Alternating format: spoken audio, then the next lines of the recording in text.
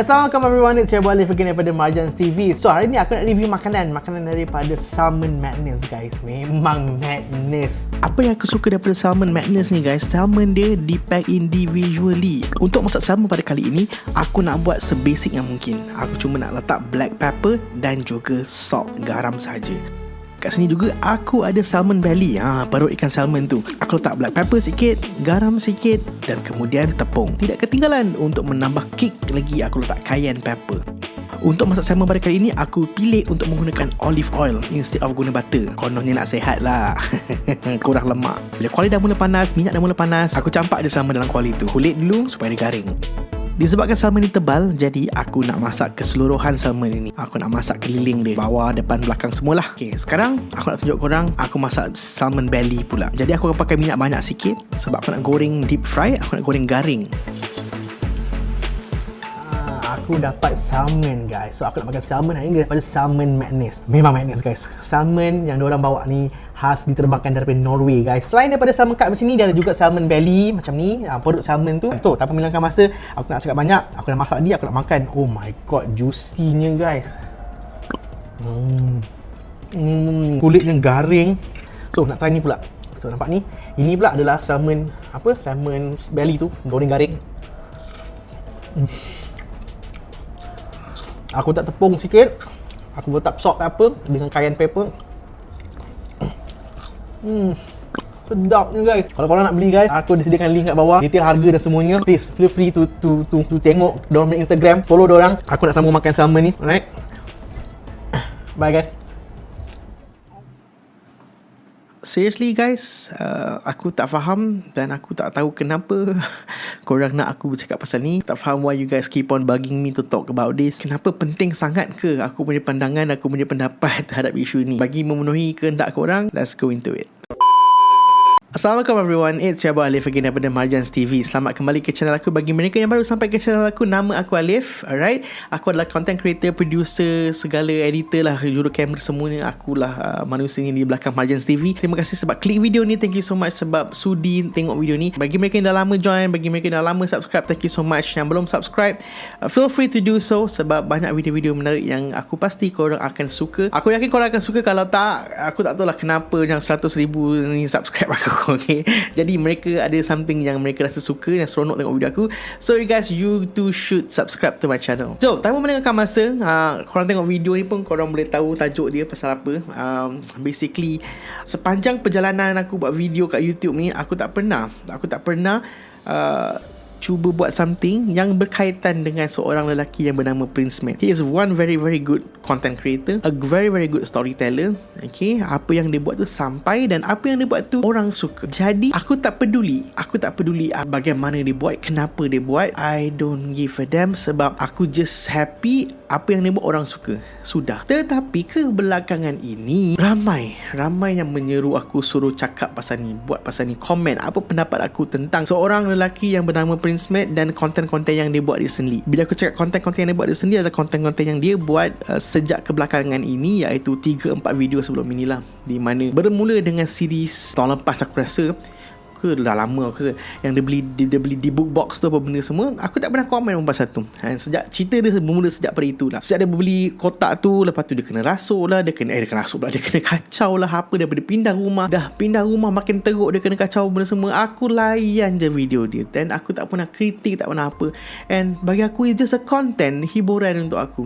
Tetapi for the past 3 video yang dia buat betul-betul memberi impak kepada masyarakat, sampai masyarakat semua sibuk pasal dia, tanya pasal dia apa benda semua. First of all guys, it's just a freaking content, it's just a show. Betul ataupun tidak, ianya tidak sikit pun mengganggu perjalanan hidup korang. Okay, tetapi di sini bukan nak cakap pasal tu. Di sini aku nak bagi korang apa yang korang nak, korang minta aku bagi pendapat aku. First of all, aku bagikan video ini, cerita ini kepada tiga komponen yang penting lah, iaitu perjalanan hidup Prince Matt dalam buat video ni, dalam content creating punya industri. Kedua, video orang lain yang berkata tentang video-video Prince Matt. Dan yang ketiga, pusat rawatan Al-Idrus itu sendiri, the logic behind all of this lah. Okay, so ini adalah 4 komponen yang aku rasa aku nak bercakap pada hari ini. Orang tanya aku, betul ke tidak video Prince Matt itu? Persoalan aku kepada korang balik, apakah signifikannya jika ini betul ataupun tipu? Tetapi itu yang korang tak dengar. Korang nak dengar apa pendapat aku. Korang follow Prince Matt sejak bila? Sejak bila korang follow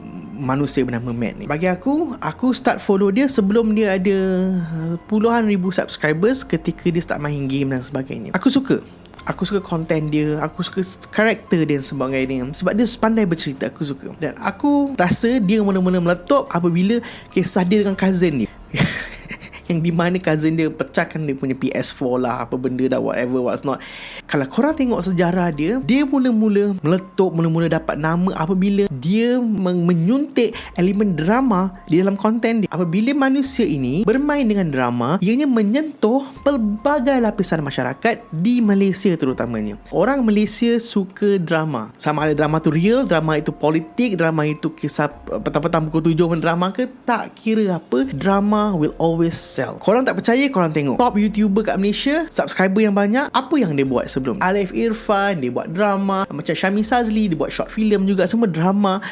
Kalau tak drama, kisah seram. Kalau tak kisah seram, mistik, Illuminati dan sebagainya. Right? Kenapa dengan konten-konten macam ni dia dapat banyak followers? Kenapa dapat banyak perhatian? Sebab itu adalah sifat manusia. Manusia ni suka benda-benda yang macam ni lah. Maksudnya yang drama, benda yang menyentuh dan sebagainya. Sebab konten yang tak perlu berfikir, kita hanya perlu layan. Di sini kita dapat lihat dia seorang kaki drama. Bukan drama short film, tetapi konten yang dia keluarkan memang penuh dengan drama. Kalau tak ada drama, tak ada emotion, tak ada feeling, susah video-video kita nak meletup. Sama ada betul ataupun tidak. Kita tengok poin yang seterusnya. Apabila seorang doktor ni dia buat video tentang menafikan apa benda yang Prince Matt buat, box tu apa benda semua, dia katakan itu peti surat lah, apa bendanya semuanya. Memang it's very very clear. Apa yang dia sampaikan tu, poinnya memang tepat dan nyata sekali. Item-item di dalam box itu dapat di Malaysia, yang senang dapat di Malaysia. Memang kita boleh nampak, cuma diolahkan ceritanya supaya menjadi lebih dramatik dan seterusnya, membuatkan kita terpedaya. Jadi, adakah aku percaya benda tu betul ataupun lakonan semata-mata? Aku hanya percaya facts. Dan sekarang ini, fakta yang telah dibentangkan kepada kita adalah benda itu adalah hoax. Okay? Dari segi kotaknya yang cantik, dari segi barang-barangnya, rupa paras barangnya dan sebagainya, memang telah dikemukakan fakta, telah dibentangkan dan ianya adalah palsu. Jadi aku percaya apa? Aku percaya kepada apa yang dibentangkan kepada aku. Setakat ini aku percaya yang itu adalah fake. Kalau Matt boleh keluarkan, boleh debunk benda tu balik, menyatakan betul-betul ada bukti dan sebagainya, itu cerita lain. But for now, what I believe is it is fake. Kemudian kita masuk kepada poin yang ketiga, iaitu bro, tapi ada pusat rawatan datang kat tempat dia, ada ustaz datang tempat dia, ada ustaz datang rumah dia berubat dan sebagainya, ada situasi di mana ada jin masuk dalam badan dan sebagainya. Ni cuma tu macam mana, apa yang ceritanya? Okay, terdapat berbagai dan banyak tanda tanya di dalam video di mana pusat rawatan Al-Idrus itu datang ke rumah Prince Matt dan sebagainya. Yang pertama, kalau korang kenal pusat rawatan Al-Idrus dan semua video-video dia yang dia merawat, yang dirasuk adalah asisten dia, bukan pesakit. Dapat? Dan setiap manusia yang di dalam videonya itu tak perlu bercakap, hanya berdehem-dehem, hanya buat suara-suara macam tu. Dia tanya, tak pernah menjawab dan sebagainya. Dan ya, dia punya cerita sama je lah semuanya. Sama je. Dia punya scene dia punya lakonan dia, semua tu sama. Jadi aku nak kata apa? Benda tu tipu ke ataupun real? Aku tak cakap lagi pasal betul ataupun real rawatan-rawatan itu, sebab kita, rukun iman kita ada percaya kepada benda gaib. Okay, jadi kita kena percaya betul-betul. Tetapi menurut Islam, cara mengruqyah itu juga ada garis panduannya. Kita lihat apakah yang telah difatwakan dan apakah yang telah dibenar dan dilarang. Jadi kalau dibenarkan tu, aku tak nak cakap lah, sebab benda tu benda simple, basic lah, kena buka kat ayat Al-Quran dan sebagainya.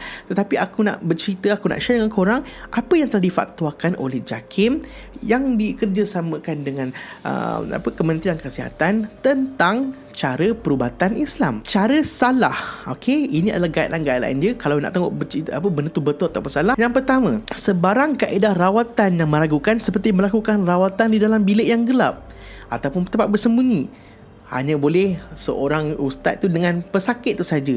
Itu tak boleh. Yang kedua, apa yang tak boleh?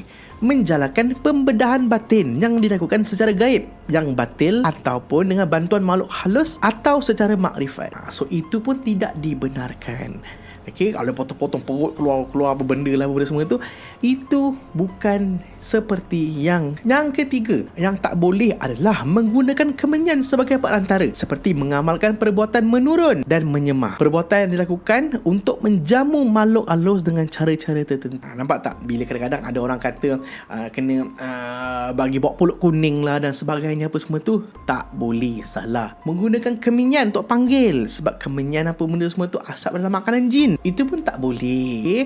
Kena ingat, perbuatan menurun, medium, itu pun sebenarnya tak boleh. Keempat, mendakwa dapat menentukan jumlah jin atau makhluk halus yang mengganggu dan menangkap serta membuang atau memindahkan jin atau makhluk halus itu sendiri. Kemudian, poin yang seterusnya, perbuatan atau kaedah yang mendatangkan keraguan atau bersifat menghina agama Islam. Itu pun dilarang. Seterusnya, yang dilarang meminta pertolongan makhluk halus dalam rawatan. Tak kiralah kau minta tolong dia apa, untuk membaikkan orang ke, alright? Konon-kononnya ada dua jenis jin, jin baik, jin jahat. Kau minta tolong jin baik, itu tak boleh.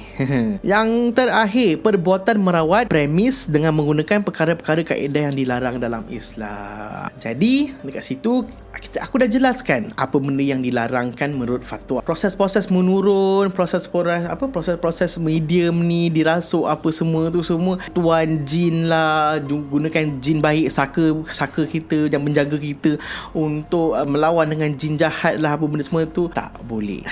Jadi sini korang nilaikan sendiri apa yang boleh, apa yang tak boleh. Okay? Tetapi di sini aku nak ingatkan juga, kita sebagai umat Islam, kita kena percaya bahawa benda gaib tu wujud, jin tu wujud. Cuma kita tak boleh menggunakan mereka untuk meminta tolong. Contohnya sebagai saka untuk menjaga kita, saka untuk menjaga keluarga. Itu salah, syirik namanya. Dan terakhir dalam kes Matt ni, aku nak bercerita tentang satu benda yang sangat-sangat penting tapi tak ada dalam perjalanan cerita Prince Matt ini, iaitu logik. Okay, sepanjang aku menonton video Prince Matt, aku dapat merumuskan bahawa aku tak pernah jumpa manusia sesunyi dia. Sunyi macam mana?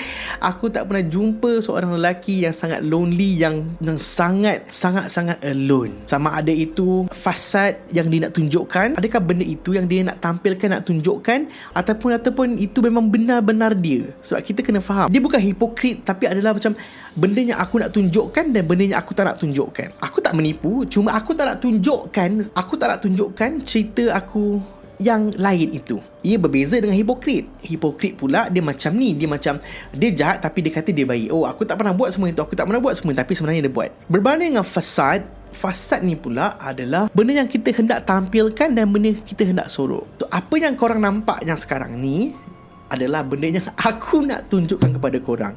Tak kira lah apa bendanya yang kau tengok ni, yang kau dah interpretasikan, itu adalah benda yang aku nak tunjukkan. So cerita aku di sisi aku yang sebaliknya, yang korang tak tahu, itu adalah benda yang korang tak tahulah. Tak mana aku tipu pasal benda tu.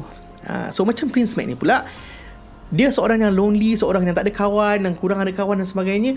Itulah benda yang dia nak tunjukkan, ataupun itu benda yang real, kita tak tahu. Okay, tetapi apa yang dia tunjukkan tu, itu yang kita terimalah, itu yang kita hadam. Sejak daripada rumah yang lama dia kena kacau dan sebagainya, engkau tak minta pertolongan family ke? Engkau tak ada keluarga ke bro? Contoh sekarang ni lah, rumah kau yang besar bertingkat-tingkat tu, kau tak ada orang, lepas tu kau kena kacau, engkau stay lagi kat dalam tu. Kenapa kau tak keluar? Kau tak ada saudara mara ke? Kau tak ada syol ke? Kawan kau apa guna tu? Panggil kawan kau teman ke, benda ke, untuk experience benda yang sama ke, untuk menyiasat ke, apa benda ke? Ini adalah salah. Apa yang aku katakan salah adalah engkau melalui sesuatu benda itu secara bersendirian, secara seorangan, dan bila dah teruk baru kau nak minta tolong. Benda tu salah, tak betul. Whenever kita menghadapi satu benda yang dah rosak, dah teruk, that is where kita kena bertindak, okay, dengan orang yang betul. Di sini kita kena pergi dengan orang paling dekat dengan kita, dengan family kita dan sebagainya, untuk bercerita. Tetapi aku tak nampak benda tu. Mungkin engkau tak tunjukkan lah, mungkin kau dah bagi tahu, mungkin kau dah jumpa family kau, tapi kau tak tunjukkan, kita tak tahu. Tapi aku percaya kalau kita nak keluar daripada sesuatu masalah itu, kita akan usahakannya. Dan aku percaya, Matt, kalau benda tu betul terjadi kat engkau tidak terlampau bodoh untuk menghadapinya seorang diri dengan tak buat apa-apa. Aku percaya kau lebih bijak daripada itu. Untuk menjawab soalan netizen, untuk menjawab soalan followers aku, apa pendapat aku sama ada benda tu real ataupun tidak, aku boleh jawab satu sahaja. Percayalah apa yang kau nak percaya. Kalau kau percaya itu betul, maka betul lah dia. Kalau kau tak nak percaya, kau nak kata dia tipu, terpulang, kau percayalah benda itu. Kerana ini adalah hak masing-masing untuk mempercayai ataupun untuk tidak mempercayai sesuatu perkara itu. Prince Matt telah mengeluarkan video untuk tontonan umum, untuk membuat korang happy, untuk korang tengok, untuk korang enjoy, lupakan masalah-masalah korang dan just enjoy the video. Dan dia telah berjaya membuat itu. Kenapa korang nak begitu serius sampai nak bergaduh, dia real ke, dia tak betul ke dan sebagainya? Kalau kau percaya dia betul, betul lah. Kenapa kau nak peduli apa orang katakan? Kalau kau lah tak bersetuju dengan apa aku cakap, dengan apa pemain aku cakap tadi, terpulanglah. Aku tak minta korang setuju. Aku bagi tahu sebab korang tanya pendapat aku macam mana. Belajar untuk meraihkan perbezaan pendapat. Jelas, nyata, clear pasal isu Prince Matt ini. Okay guys, itu saja daripada aku untuk kali ini. Thank you so much for watching. Thank you so much for enjoying this video. Terima kasih sebab selalu support aku. Dan kalau korang suka dengan video ni, share lah video ni kepada kawan-kawan korang. Kalau korang benci video ni, dan share lah juga video ni kat kawan korang, sebab tunjuk betapa kau bencinya aku. Okay, itu saja untuk kali ini. See you guys on my next video. Assalamualaikum warahmatullahi wabarakatuh. Bye bye.